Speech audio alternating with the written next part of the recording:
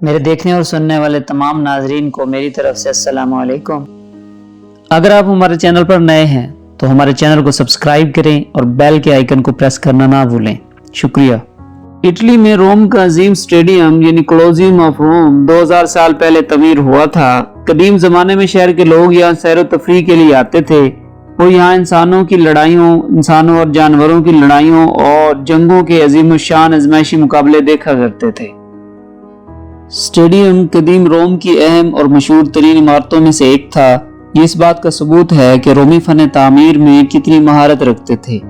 بیضوی شکل کی یہ عظیم الشان عمارت 190 میٹر لمبی، 155 میٹر چوڑی اور تقریباً 50 میٹر اونچی ہے۔ اس 4 منزلہ عمارت میں 48,000 تماشائیوں کے بیٹھنے کی گنجائش ہے۔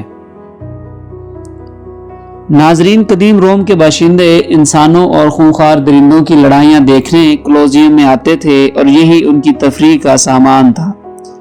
جن انسانوں کو اس لڑائی کے لیے تیار کیا جاتا تھا انہیں گلیڈیٹرز کہا جاتا تھا۔ اس کولوسیوم کی افتتاحی تقریب 80 عیسوی میں ہوئی تھی اور کھیلوں کے مقابلے تقریباً 100 دن تک جاری رہتے تھے۔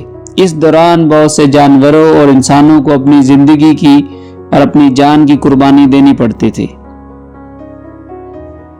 کولوسیوم میں آنے والے تماشائیوں کو دھوپ اور بارش سے بچانے کے لیے اس کے اوپر کینوس کی چھت ڈال دی جاتی تھی۔